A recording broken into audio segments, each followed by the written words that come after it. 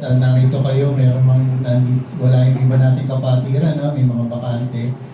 Ganun pa man, manalangin muna tayo bago tayo magsimula. Tayo po yung muko. Hallelujah, Jesus. Purihin ka, Panginoon, sa umagang ito. Samahan niyo po kami, Lord. At ituro mo, Panginoon, sa amin ang aming gagawin. At dasal namin, Lord God, na may pamuhay namin, Panginoon, ang aming mapag-aaralan, Lord. Palakasin mo kami at dasal namin, Lord God, na maging katagumpayan ito sa aming buhay, Lord God, na pagdadaanan sa araw-araw. Thank you, Lord.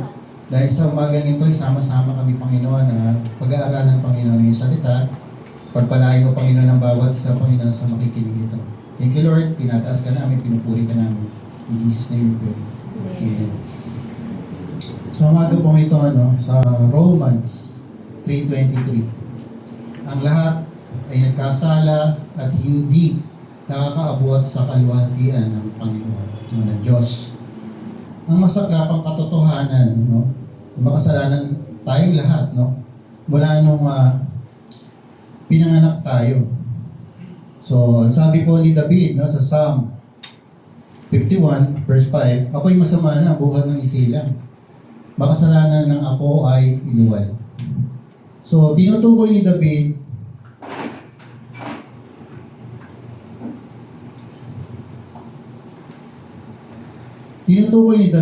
hindi lang ang sarili niya ang kalagayan ng lahat ng tao.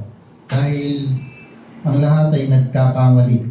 Ang ating ninunong pinagmulan na si Adan, ayon sa Romans chapter 5 verse 12, sa pamamagitan ng isang tao ay pumasok ang kasalanan sa sanlibutan at ang kamatayan ay pumasok sa pamamagitan ng kasalanan. Dahil dito ay nararanasan ng lahat ng tao ang kamatayan sapagkat ang lahat ay nagkasala. Amen po ba? Amen. Ngayon nga ay meron tayong sinful nature at ganito nilalarawan ni Paul sa Romans 7 verse 18 to 20 kung paano ang likas na pagiging makasalanan natin ay nag-ooperate. Sabi niya, alam kong walang sino mang mabuting naninirahan sa aking likas na pagkatao. Sapagkat ang pagnanais na gumawa ng mabuti ay nasa akin, ngunit hindi ko maisagawa. Sapagkat hindi ko ginagawa mabuti na nais kong gawin, kundi ang masama na ayaw kong gawin ang aking ginagawa. At kung ayaw kong gawin ang aking ginagawa, hindi na ako ang gumagawa nito, kundi ang kasalanan na naninirahan sa akin. Alam niyo po ba yung gusto kong bumait pero hindi ko magawa? Yung kantang yon, sino ba nakaka-relate dito? Kasi ako, panahon ko, di Justin Bieber Justin Bieber yung naabutan ko. Pero naririnig ko yan, yung gusto kong bumait pero hindi ko magawa. Napakahirap talaga, ng magpakabait. At talaga naman tayo dumadaan sa ganyan, na talagang kailangan natin na masubukan yung ating mga sarili, matest natin yung sarili kung tayo ba mabait na o hindi pa. Pero pag napagtagumpayan po natin itong sitwasyon na to, mga kapatid, ang Panginoon ay nalulugod sa atin. Kasi ang paggawa ng mabuti, ang pagiging mabait, ay hindi lang dapat sa bibig. Sabi nga, hindi dapat tayo Kristiyano sa muso, kundi sa puso. Kasi doon makikita yung doon makikita ng tao kung paano natin siya pinamumuhay si Kristo. Sa pamamagitan ng pagiging matuwid. Amen? Ang hirap talaga magpakabay. Meron pa nga isa, yung santong kabayo, banal na aso. Alam niyo rin yun. Santong kabayo, banal na aso. Mahirap magpakabanal. Kasi, hindi lahat ng tao talaga kayang yung gawin ito. Pero kung nasa Panginoon tayo, kaya natin siya. So, Romans 7, verse 24-25, sabi niya, kay saklap ng aking kalagayan, sino magliligtas sa akin mula sa katawang ito, na nagdadala sa akin sa kamatayan, wala nang iba, kundi ang Diyos sa pamamagitan ni Jesucristo, ng ating Panginoon. Salamat sa Kanya. Thank you, Lord. Thank you, Lord, sa buhay na binigay mo sa amin. Tayo ay nasa series pa rin rooted. Ang today's message, I am a new creation. Dahil sa pananampalataya natin kay Kristo, ayon po sa Romans 6 verse 4, tayo ay namatay na at nalibing na kasama niya sa pamamagitan ng bautismo upang kung paano binuhay ni Kristo sa pamamagitan ng dakilang kapangyarihan ng Ama, tayo rin ay nagkaroon ng panibagong buhay. Amen? May panibagong buhay tayo na binigay sa atin ang Panginoon. So therefore, sabi sa 2 Corinthians 5:17, if anyone in Christ, he is a new creation. All things have passed away. Behold, all things have become new. Basahin ko po sa Tagalog, para mas lubos nating maintindihan. Kaya ang sino mang nakipag-isa na kay Kristo ay isa na ang bagong nilikha. Ang mga lumang bagay ay lumipas, basta nyo ang lahat ay naging bago. Ang taong nagsisisi sa kasalanan, sinuho ang kanyang buhay sa Diyos.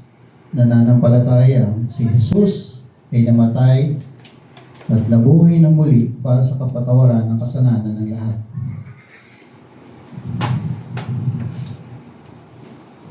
At tinanggap ang Panginoong Jesus sa kanyang buhay bilang kanyang hari at tagapagligtas ay nakipag-isa na kay Kristo.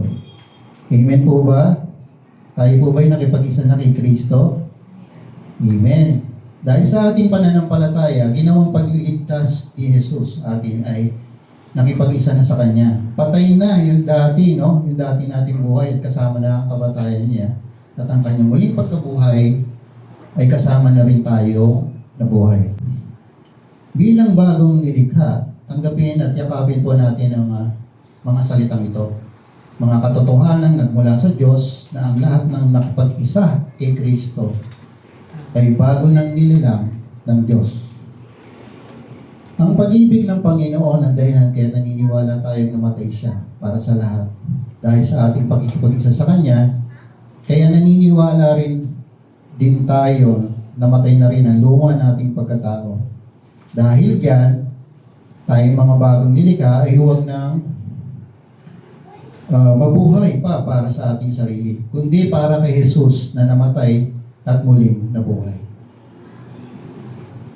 Hindi na tayo nabubuhay at kinikilala ayon sa pamantayan na laman dahil tayo na ngayon ay mananampalataya ng Panginoon, Jesus. No? Ang mga lumang bagay ay lumipas na, meaning, ang trademark na tayo ay makasalanan ay patay na, kasama ang pagkamatay ng ating Panginoong Jesus. Amen po ba? Patay na yung luma nating pagkatao, no? Tayo ay bago nang nilalang. Ang lahat ay naging bago na nang nabuhay na muli si Jesus. Tayo man ay nabuhay na muli bilang bagong nilikha. No, we are new creation. Ibig sabihin, the life we live, we now live for Christ. Tayo ba hindi na magkakasala o magkakamali pa? Iba po ang nagkakasala sa nabubuhay sa kasalanan, no? Ang luma nating pagkatao ay makamundo at makasalanan. Yun nga yung dumadanas pa tayo ng mga trials, mga kasalanan dito sa mundo. Hindi natin yan maiwasan. Paglabas natin ng church, meron pa rin tayong ma-encounter na gano'n. So, dapat maging tayo aware, no? Kaya nga tayo nakikinig ng mga ganitong salita, the more na nakikinig tayo, the more na natututo tayo. Ang pagiging Kristiyano po ay continuous learning. Dapat po tayo na habang tumatanda tayo, alam niyo yun, yung may pinagtatandaan yung sinasabi ng mga matatanda. Diba, Ate Wing? Parang matanda, no? Magkaano kami ni Ate Wing, ano yun, magka-batch kami niyan, no? Mga bagets time na, Ate Wing, naalala mo yung bagets time. Ang bagong nilikha ay lumalakad sa spiritual life. Amen. Dapat lumakad tayo sa mga spiritual na bagay, no? Hindi makamundong bagay. Nilalabanan ng kasalanan. Pag nilalabanan natin ng kasalanan, we are more than conquerors, no? Yun yung ating dapat na mapagtagumpayan. Magkamali man, magkasala man, tumatalima tayo sa pagtutuloy ng Panginoon. Humihingi agad ng Diyos sa Diyos ng kapatawaran. Tama po yun. Kasi sabi naman ni Lord, 70 times 7, di ba? Na siya nagpapatawad. Meaning, unlimited yun. Pero hindi dapat paulit-ulit na kasalanan, mga kapatid. Hindi po sinabi ng Panginoon, sige, patatawarin kita ngayon, gagawin di ako ng kasalanan mamaya. Hindi po ganun. As much as possible, iwasan po natin magkasala. Para po, yung nakikita ng mga kapwa natin na ibang tao ka na, ibang nilalang ka na. Pinamumuhay mo na si Kristo eh. Kasi kung paulit-ulit na kasalanan, ano makikita sa atin ng tao? Yan ba yung born again? O burn again? Di ba? Hindi naman tayo ganun. Di ba? Minsan may ganun na, no? Pero dapat, kahit sa mga kapitbahay natin, gano'n. Kami sa mga kapitbahay namin, nag-intriga sa amin. Kasi hindi talaga kami palabas ng bahay. Yung gate namin, yan, sino man yung nakalating, dalawa yung gate namin. Para kami Central Bank ng Pilipinas, bago ka makapasok. Pero hindi gano'n lang talaga kami, very confidential, hindi naman confidential, medyo lang kasi yung pamilya namin. Hindi kami nakikipag-kismis. Katulad ng asawa ko, pag lumabas yan, kinakaway ng kapatid, tara, Kasi ayaw niya ng kismet. Pwede makipagkwentuhan ka, di ba? Pwede naman yun, wala namang problema. Basta huwag lang naging marites. No? Pag marites, iba na yun eh. So, pagka ganun nga, tinatanggap natin talaga yung pagdisiplina ng Panginoon pag tayo nakakagawa ng mga kasalanan. Ang bagong nilikha ay hindi na alipin ng kasalanan. Lahat ng nakagawian ng lumang pagkatao ay araw-araw pinababago ng bagong nilikha sa Panginoon. Alam niyo po ba yung kantang binabago araw-araw? Di ba mami, kinakata mo palagi yan, di ba? Binabago araw-araw. Dapat po talaga ganun tayo. No? Araw-araw binabago natin.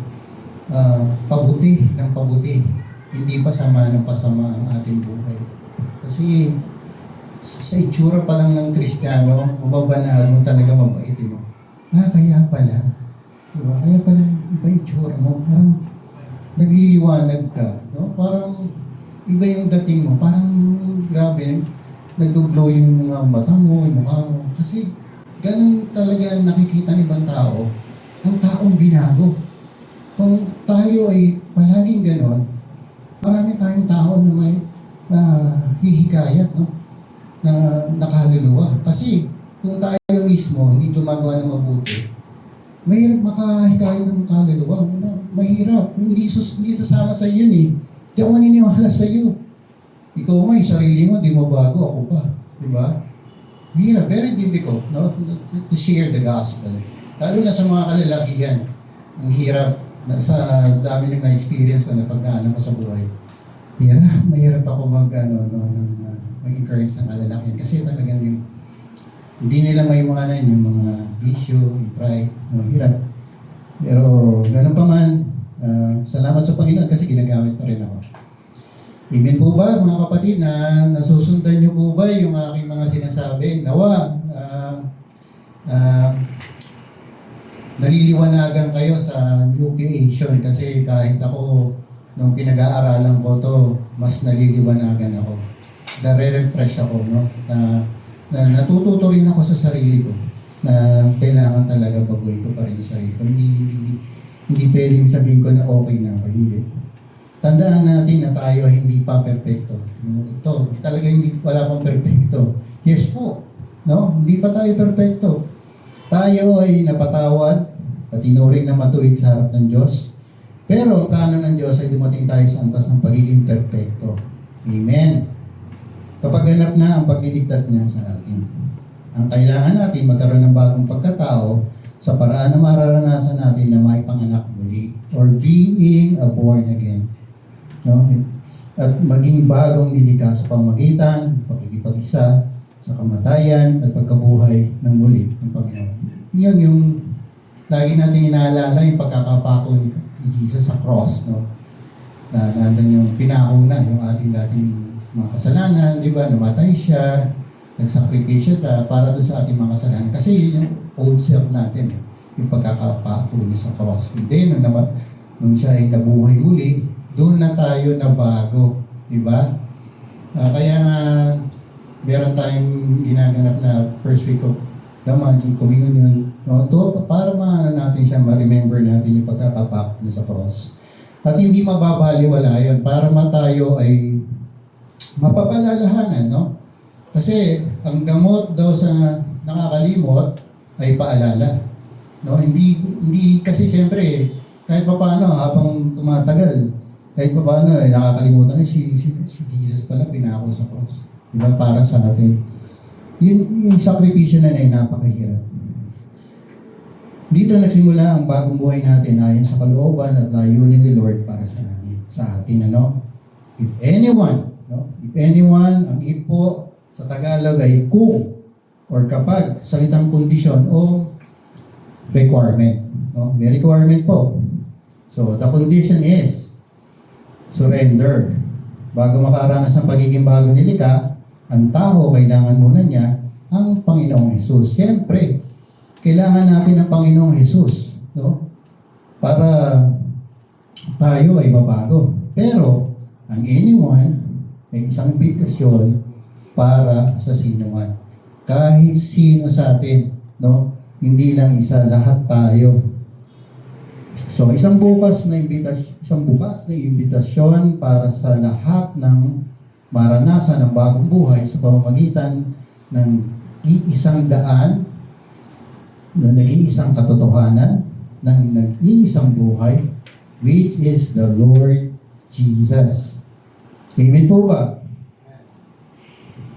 Kung sino man ang magdesisyong isuko ang kanyang buhay sa Diyos at gawing Panginoon ang kanyang buhay, si Jesus ay nakipag-isa na kay Kristo. At gayon nga ay siyang nagiging bagong nilikha ayon sa 2 Corinthians 5:17. Imposibleng mabago natin ang ating mga sarili.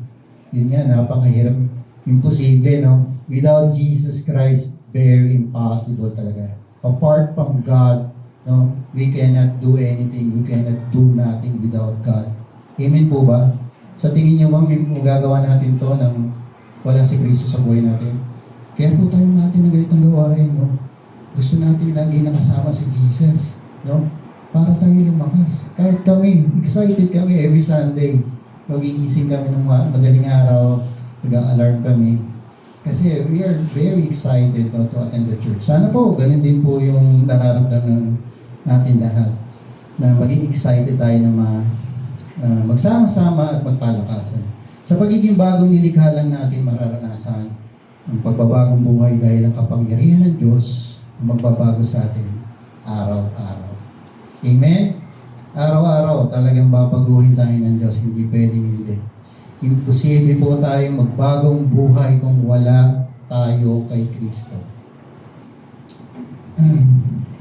Kapag ang isang tao ay bago ng nilikha, hindi pwedeng na lang walang ebidensya at pagbabago at sadyang makikita. Yun po yung sinasabi ko kanina. Kung tayo binago na ni Kristo, kung makikita tayo, nagiinom pa rin, no? Yung nagmumura, tapos kung ano yung ginagawa after ng church, paglabas dito. Paglabas dito, pag-uwi ng bahay, magsaya ka na! May gano'n, di ba? Balak sa boy mo. Yung mga gano'n, di ba? Walang pagbabago. Di ba? Kailangan pag naka-attend ka ng church, makikita mo, mayroon ka pagbabago. Kasi binabago nga tayo ng Diyos araw-araw. O kaya nga tayo nakikinig ng mga ganitong mensahe. Sa panahon ng pangangailangan o kakapusan, ang lumang tao, yung old self natin ay nabubuhay sa worries. Di ba? Maraming ganyan sa atin, ano? Oo, pag-alala. Pero ang bagong nilikha, no, or the new creation, nabubuhay sa pagtitiwala na ang Diyos niya ang magsasupply ng kanyang lahat ng pangangailangan, sapat na at higit pa. Amen po ba? Sino po dito nakakaranas ngayon ng mga pagpapala? Amen? Kasi si Lord talagang magbibigay yan, ano, sapat na at higit pa, no? Saka Lord, no, hindi siya, no, never late, never early, no? Pero He is perfect timing lagi. God's timing is always perfect. Amen? Salamat sa Panginoon. Purihin ang Panginoon dahil lahat ng ating mga pangailangan binibigay niya talaga. Sa panahon ng tukso, ang lumang tao ay nagpapatalo. No? Pero, ang bagong nilikha, tumatakbo. matapang ang bagong nilikha. Pero pagdating sa tukso, alam niya na dapat takbuhan ito. Palayo. Maalala niyo po ba si Joseph? No? Nung tinutokso siya ng asawa ni Potiphar. I do believe si Joseph ay gwapo. No? Handsome siya, kamukha ni Bolts. Talagang very handsome. Pag lang lalagpas doon, handsome. Pag lumagpas doon, lagpas na yun, higit na yun sa handsome. Pero tumakbo siya, literal tumakbo, no? Kaya mo ba yung Bolts? Makakita ka na aganda, babae, no? Atapang takbo, di ba? Ang hirap nun, makita mo, ang ganda, ang sexy. Di ba? Very beautiful. Hindi ba, naniniwala ko, pataas ang ni Potiphar, ano katungkulan niya, hindi yung pipili ng pipicturin lang. Pipili yun ng napakagandang babae. At yung napakagandang babae yun, para habulin si Joseph, naniniwala ko si Joseph tall, dark, and handsome. Katulad ni Bolts. Bolts, gising ka naman dyan. Inspiring, yung gano'n. Para takbo mo, literal, tumakbo ka, di ba? Takbo mo yung tukso. Ang hirap noon, lalo na sa aming mga kalalakihan. Pero dahil binago na ang Panginoon, wala na yan pag nakakita ko ng mga magagandang babae, magagampang babae. Wala akong pakialam sa inyo, pinakamagampang babae sa akin ng aking isawa. Yun, no? Hindi, ganun talaga pagka binago ng Panginoon, talagang alam mo yung, ang tingin ko, alam niyo yung kalesa di kabayo, ang direction doon, isa lang ganun lang. Wala nang tingin na ganun. Ganun ang kalesa di kabayo, nakafocus siya. Wala siyang distraction. Ganun ang kalesa di kabayo, kasipin mo yun, tumatakbo siya, yun ang focus, yung direction lang. So, ganun ako kalesa di kabayo, nakafocus lang ako sa asawa ko. You know. Amen. Amen po ba? Nakaka-relate po ba kayo dun sa sinasabi ko na na may kabuluhan naman, di ba? Dahil hindi man niya nakikita o nararamdaman na gumagawa ng Diyos, naniniwala siyang hindi siya iniwan o pinabayaan ng Diyos. No? He will never leave us nor forsake us. Never. No, tandaan niyo yan mga kapatid, hindi tayo iiwanan ng Diyos sa lahat ng laban natin sa buhay. No, laban-laban lang. No? So, kaya huwag tayo magpapatinag sa ating mga kaaway. Marami tayong kaaway. Paglabas natin ng simbahan ito, ng church na ito, maraming tutugso sa atin. Pero huwag tayong magpapatinag doon. Kasi cover tayo ng Holy Blood of Jesus. No?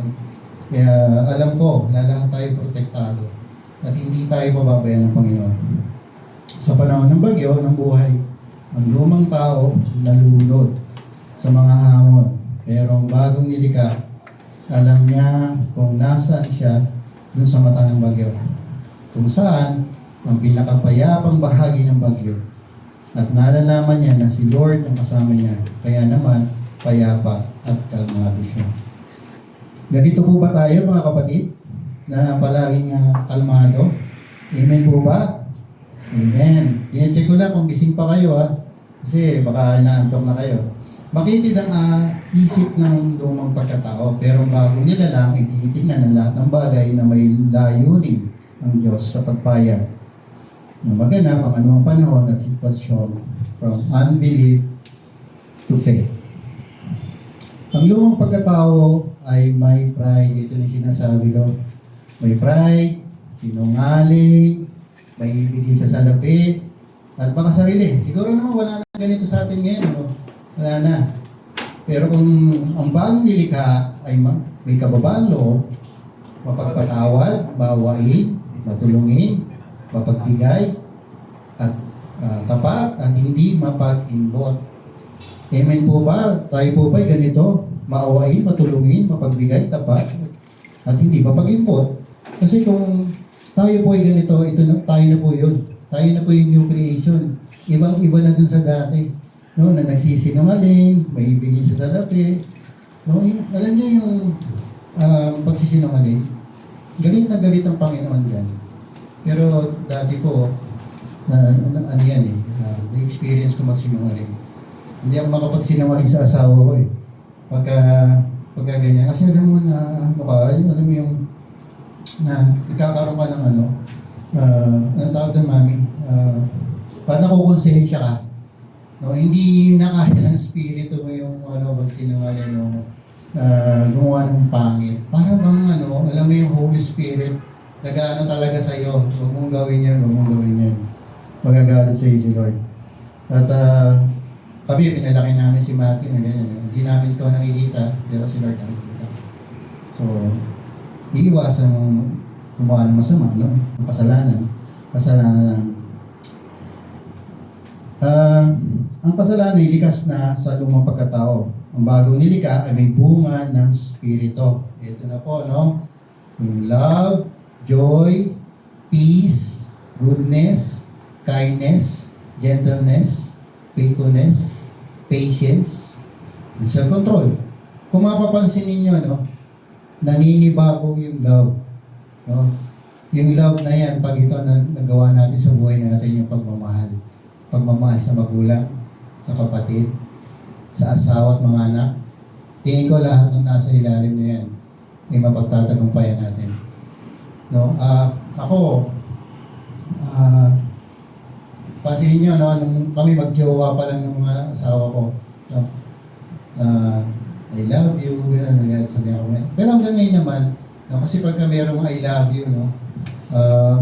Iba, pagka meron kang pagmamahal sa asawa mo, sa kapwa mo, kasi tangay na lahat yan eh. Alam mo, pagka yung mga ganyan, yung mga jowa-ball dyan, ano? Sino ba yung mga jowa-ball dyan? Si Paul, jowa-ball yan eh. Chick boy yan eh, chick boy. Pwede sa joke lang po. Ibig ko sabihin, pagka jowa pa lang, ewan ko, kung makaka-relate yung mga rito, mga kababawian and girls. Pagka yung mga jowa, no? Na lagi nagsasabi, I love you, gano'n talaga, pinukurot-kurot, cute mo, di ba yung mga gano'n? Si Fern, nakaka-relate yan eh. Ginaganon yung chicks niya, sinusubo. Di ba pagka nagdi-dinner, yung mga dinner date, ginanong pa ng bangko yun eh. Di ba? Una, di ba? Napaka-gentleman, di ba? Kakaiba. Pero yan, pagka kinasal na, tingnan mo, ito, tatagalan ko na. After 5 years, di ba? Love, kain na tayo. Sabihin ng mga, mamaya na, mauna ka na, wala akong gana. So, ganyan. Ganun na, nababago na eh, di ba? After 10 years, no? Love, matabi-tabi na yung ganyan, di ba? Kasi, nung magjowa, akala mo, lintay, halos-halo, ay maghiwalay. Hindi, totoo yun. Ako, na-experience ko yun. Ewan ko lang kay Nads. Pero, ewan ko kasi nung panahon namin ni Ate Bernano, yung mga 90s, yung asawa ko, ganon. Talagang, kala mo lintay, walang makakakuha na. Jaworski lang, you know? Parang walang makakapasok. No? Ngayon, ito na. After 10 years, tinatagalan ko na, ha? 10 years, tumabi yung asawa ko sa'yo. Sabihin, lumayo nga niyang init. Maligo ka ba? Maligo ka nga muna. Mga ganon. Di ba? Parang ang laki ng pinagbago. Huwag ganon. Di ba? Pero ako, ito, hindi ko naman sa inanay yung sarili ko, no? Kahit sukang pa ang buong yung asawa ko. Talaga naman, ang bango-bango mo. Di ba? Ay mga ganon. Kasi natatakpan ng pagmamahal yun. Di ba? Hindi, totoo. Kahit na, amoy pa ng asawa mo, kahit na sabihin mo may namumuo ng bagyo sa kilikili, wala na yan. Hindi mo napapansinin yan kasi mahal mo eh. Bakit? Kasi yung fruit of the Spirit, nandoon. Yung love, joy, no? Peace, and patience, goodness, self-control, no? Faithfulness, no? Nandun na lahat. No? Under siya ng love. Kung mapagtatagumpayan niyo yan, love na yan. No? Mga kapatid. Ako, yun lang masasabi ko. Nawa, mapagtagumpayan natin itong fruit of the Spirit na to. Kasi pag meron tayo nito, I think lahat ng mga pagdadaanan natin, na may encounter natin struggle sa buhay, magiging tayo. More than conquerors talaga. No, we are more than conquerors. Nakakapagod at nakakasawa ang buhay na walang direksyon. At pag ulit-ulit na kasalanan, kagaya na sinabi ko kanina. Kasi nung nung binata pa ako, nung kaedad ko pa lang si Pearl. Ganyan ang edad ko nun. Batang-bata pa ako nun, parang, ano ako, mahilig ako sa mga gaming, ang dami kong barkada. Puro friends ako, alam mo sa ako yan. Then, one day, pumunta yun sa, nag-college ako noon, pinuntahan niya ako sa boarding house ko. Binigyan niya ang Bible. Binigyan niya ang Bible. Parang yan, bago ka na. Kwento kami na sa, nung girlfriend pa lang kami, nung boyfriend-girlfriend. Nung umalis siya, binato ko yung Bible dun sa ibabaw ng parador. Alam niyo kung sino na born again? Yung ipis. Saka yung butik sila yung naunang na born again. Nagpe-praise and worship dun sa dun sa ibabaw ng cabinet. Pero isang araw, dumaan ako dito. Yung maranasan ko nakakapagod na. Sabi dun sa doon ka nabasa nung nahiga ako, nakita ko yung aparador, umakyat uli ako doon, kinuha ko yung Bible, binuksan ko siya. And then, nakita ko doon yung Matthew 11 verse 28. For those who tired and heavy laden, come to me, and I will give you rest. Nung nabasa ko yun, lumapit na ako kay Kristo at sinuho ko na yung sarili ko sa Kanya. Kaya ako naging new creation ngayon. Hindi niyo ako makikita dito kung hindi ako binago ng Panginoon. Nang dahil sa asawa ko. Baka ako ay si Moy Palaboy. Sino ba nakakilala kay Moy Palaboy? Di ba yung grasa-grasa ng gano'n? Yung palaboy-laboy. Pero baka makapag-share ako sa sa kalsada kahit palaboy ako. Yung kumakain ng pagpag at baka mas masahol pa sa pagpag yung kinain ko, yung pinagpagpagan ng pagpag, yun ang kinakain ko. Pero hindi, napakabuti ng Diyos. Grabe. Binless na ako. Talagang ang pagsunod kay Kristo kaiba. Nagkaroon kami ng bahay. Nagkaroon kami ng kotse. Hindi na saan galing yun. By the grace of God. Ako lagi ko pinapipraise Pastora na magkaroon siya ng sasakyan, van.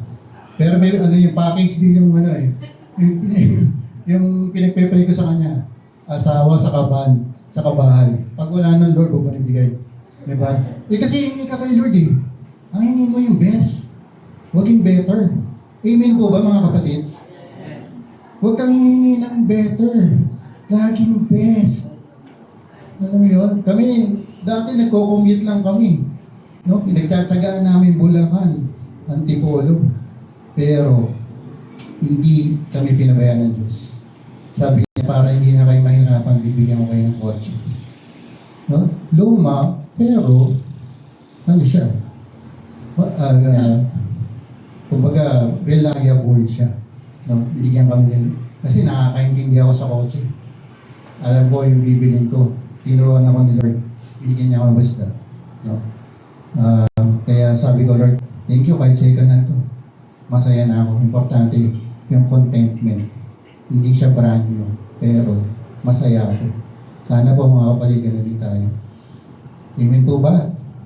Pwede po tayo humingi sa Panginoon, pero wag sobra-sobra. Bibigay niya sa atin yung eksaktong pangangailangan natin. Amen? Amen. Kung ito ay naranasan mo ngayon, kapatid, I think nagsimula ka sa maling paraan. Na nag-iisang katotohanan, nag-iisang buhay, which is the Lord Jesus. You can start right now. Maaari pang itama at ituwid ang direksyon ng buhay mo upang makapagsimula kang muli. Sa pamamagitan ng maranasan mo maging bagong nilikha kay Kristo, the invitation is open. The invitation is open. If anyone, it could be you, it could be us. Mga kapatid, if you are in Christ, you are now a new creation. Amen? Amen. We are new creation. Put your trust and faith in the Lord Jesus. Iyan mo siyang magbumuhay ng bagong nilikha sa iyo. God has the power and will to put to death your old self, ating lumang pagkatao, and bring you to a new life in Christ. Gusto ko pong basahin ng Ephesians 4:21, verse 21 to 24. Napakinggan na ninyo ang aral ni Jesus at natutunan na ninyo ang katotohanan nasa Kanya. Verse 22, iniwan na ninyo ang dating pamumuhay, hubarinin ninyo ang inyong dating mga pagkatao na nasisira dahil sa masasamang pagnanasa. Verse 23, magbago na kayo ng diwa at pag-iisip. Verse 24, at ang dapat ninyong isuot ay ang bagong pagkatao na nilikang ng kalarawan ng Diyos at nahayag sa matuwid at banal na pamumuhay ayon sa katotohanan. Mga kapatid, kailangan po yung ating pinag-aaralan ay may application. Ito pong verse na binasa ko, i-apply po natin ito sa buhay natin. Yung Ephesians 4, no, verse 21 to 24. Nawa, no, itong ating pinag-aralan sa araw na ito ay naintindihan po natin lahat. Naintindihan po ba natin? Amen, no? Amen. Ako po, makikita nyo, bihira lang ako magsalita dito, pero lagi ko pinipray kay Lord na, Lord, kahit ako mismo, baguhin mo. Kasi gusto ko, pag nagsalita ako sa harapan na yan, makikita ako ng mga kapatiran ko na ako ay bagong nilalang. So, thank you kay Lord. No, nagkaroon ako ng opportunity ulit. Meron po akong gagawin, Mami, pwede mo ba akong tulungan? Alam niyo man ako, tigasin ako, no? Ako, sa amin, hari, no? Hari ng, ng labada, saka, sinaing. Ito na po.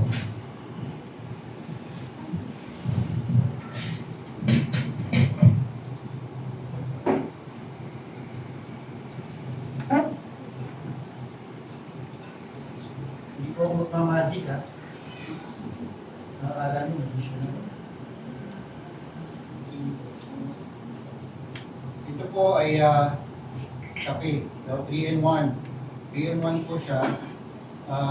Gusto ko i-represent po na itong 3-in-1 na to, na coffee,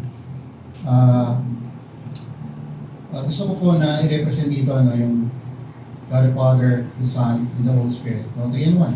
Isa lang ang Diyos natin, hindi tatlo. So, isasalin ko po ito dito sa baso na mainit. Itong mainit na tubig na to, tayo naman ito yung mainit na tubig. Yung clear pa kanina, bago ko isalin, clear yan, di ba? So, titimplahin ko na siya. Magmimix na siya, no? So, pagka mainit na mainit yung coffee, ang bilis mag-mix nito eh. Alam niyo naman yan, sino ba mga coffee lover dito? Maraming coffee lover dito, si Paul, si Alex. Alex, cheers, no? Tingnan nyo, nag-mix siya, di ba? Sa tingin nyo ba, mapaghihiwa-hiwalay pa to? Pagka, kahit sino, sige, magpapatawa ko ng pinakamatinong niya, paghihiwa-hiwalay to. Never. Ibig sabihin, meaning to say, nakipag-isa na tayo kay Kristo. No? Kung nakipag-isa na tayo kay Kristo, walang makapaghihiwalay sa atin. Amen? Amen po ba? So kami, pag nagdi-devotion kami ng asawa ko, may coffee. No? Pag nababasa kami ng Bible, then nagdi-devotion kami, nagpe-pray kami, lagi kami nagkakape, no? Sa umaga. Sige po, tayo, pag ito, ininom natin, di ba, ang sarap, i-enjoy lang natin ang coffee. Kasi ang sarap ng coffee, di ba? Kumbaga, iba yung dating ng coffee.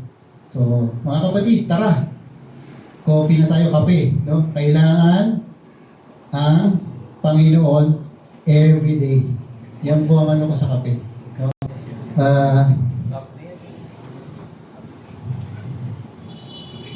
Ang pagtimpla po ng kape ay parang paglikha ng bagong bagay mula sa walang lasang mainit na tubig.